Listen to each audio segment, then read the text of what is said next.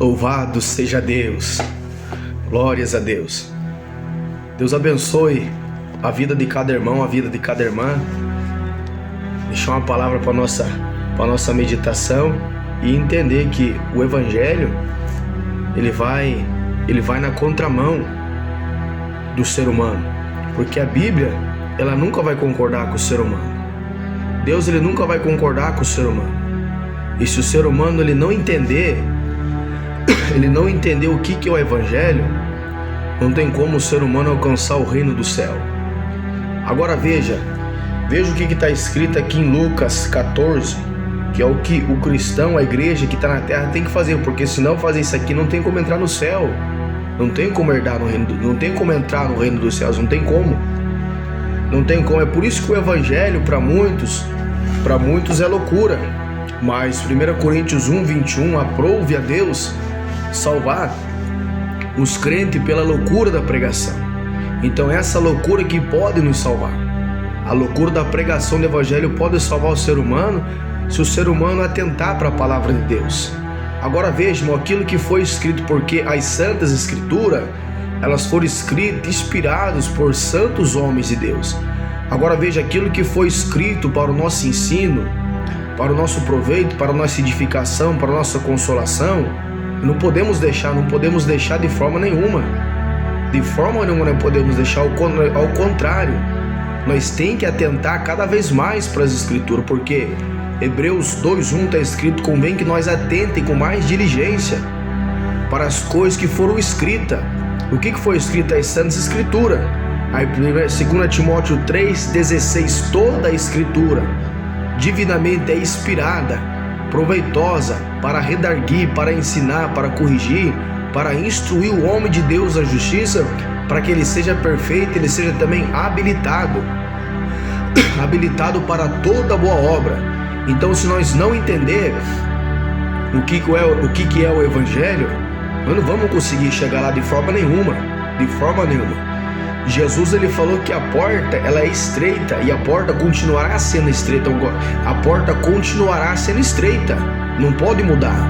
Mateus 7:13, entrai pela porta estreita, porque muitos entram pela porta, pelo caminho que é espaçoso. Um caminho que é mais fácil, mas é um caminho também que vai levar o ser humano à perdição e também à condenação eterna da alma do ser humano. Agora veja, Jesus está falando de uma oportunidade que o próprio Deus ele dá para nós. Quando você vai numa empresa pedir um trabalho, o que você chega? Você chega pedindo uma oportunidade de um trabalho. Agora veja, Jesus ele compara a salvação como uma oportunidade também, só que oportunidade de salvação é uma só. Por isso que nós temos que entender o Evangelho, porque tem muita gente que está enganada até achando que conhece Cristo, achando que conhece a Cristo, mas não conhece Jesus, não conhece. Lucas 14:25 está escrito assim, ó, veja que era multidão que acompanhava o Senhor Jesus, mas no meio de uma multidão só 12 Jesus escolheu. Aí Jesus qualificou, foi escolhido só 11, Judas não prestou, Judas foi lançado fora. Lucas 14:25 está escrito assim, ó: ora, ia com ele uma grande multidão. Veja que era multidão que acompanhava o Senhor, não era pouca gente, era multidão. Mas a multidão que acompanhava Jesus era um povo interesseiro. Porque quando era na hora de Jesus ele multiplicar o pão e o peixe, o povo queria, mas quando começava o ensino, quando Jesus ele começava a ensinar, o povo ia se dispersando. É por isso que Pedro ele falou assim: Senhor, muda a tua mensagem, muda o teu jeito de você pregar. João 6,60, Jesus falou assim: querem se retirar com eles também? Agora vejam, o Evangelho pode salvar o ser humano, mas se o ser humano aceitar a palavra como ela é, a palavra não pode ser adulterada. Ora, ia com ele uma grande multidão, e voltando disse-lhe: se alguém quiser vir após mim. Agora veja, aqui que já começa. Se alguém quiser vir após mim e não aborrecer pai, não aborrecer mãe, não aborrecer filhos, irmãos, irmãs e também a própria vida, não pode ser meu discípulo. Veja, olha o aborrecimento que o ser humano cristão tem que chegar para poder entrar no reino. Primeiro, aborrecer o pai. Agora vejam, quando Abraão ele foi chamado em Gênesis 12, Deus ele chamou Abraão com 75 anos. Gênesis 12, 1, Abraão, sai da tua terra, sai da tua parentela, sai da casa de teu pai, Abraão. O que Abraão fez? Abraão ele ouviu a voz de Deus, e começou a caminhar. Veja, houve um aborrecimento da parte de Abraão. Abraão ele teve que aborrecer os seus próprios pais para ele poder ouvir a voz de Deus e caminhar na direção que Deus queria. Então veja, aborreceu o próprio pai.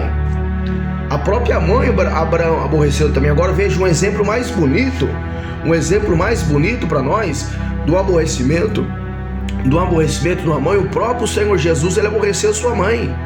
Quando Jesus ele sumiu, ele estava ensinando o evangelho, Mateus 12, 46, Jesus estava ensinando o evangelho, a mãe de Jesus estava desesperada, procurando o Senhor.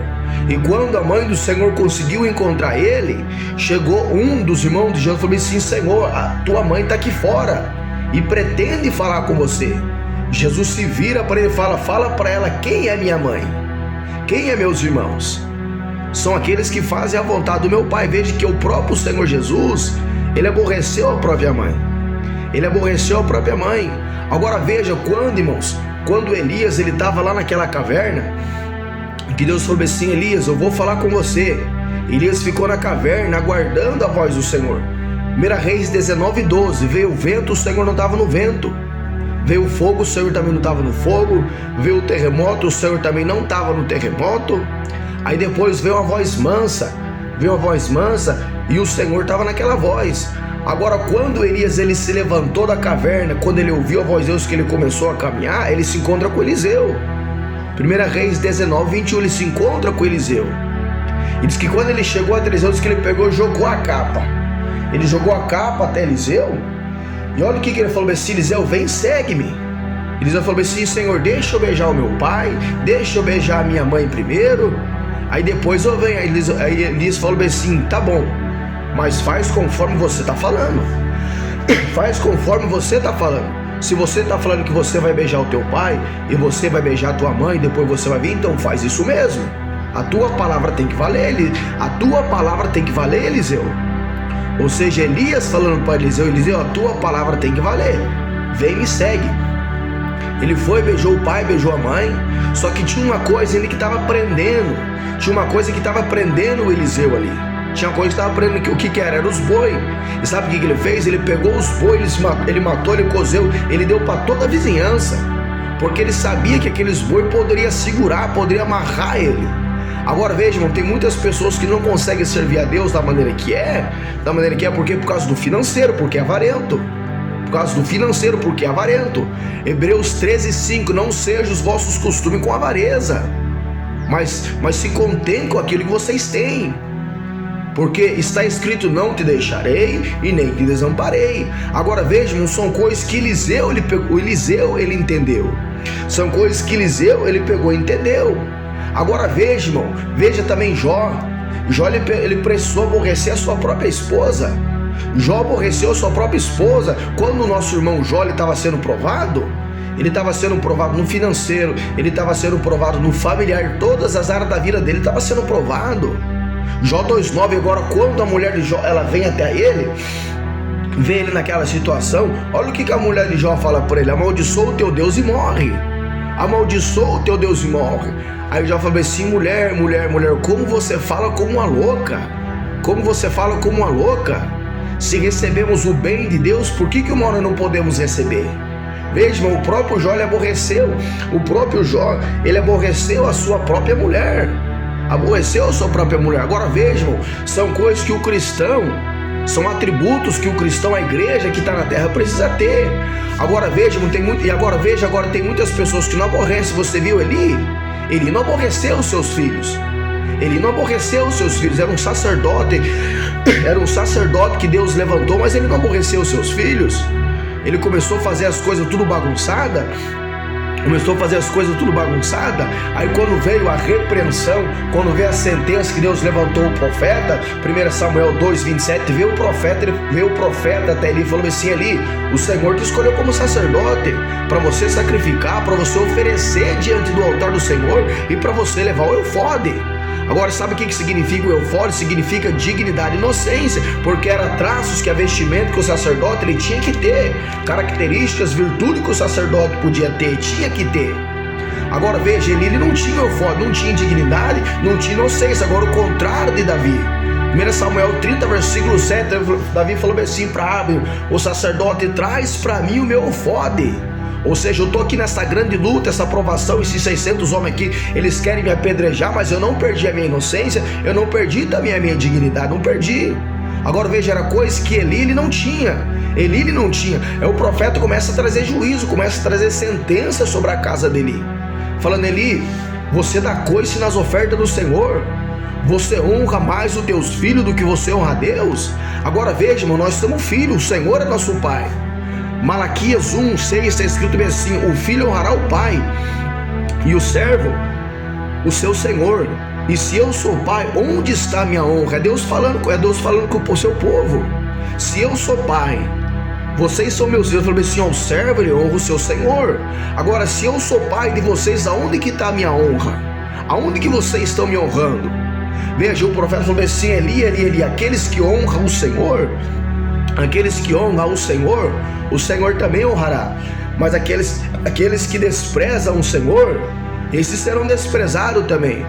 Então vejam, são esses aborrecimentos que nós precisamos alcançar da parte de Deus, porque se nós não fazer assim, não vai conseguir entrar no reino do céu, não vai conseguir entrar, irmão.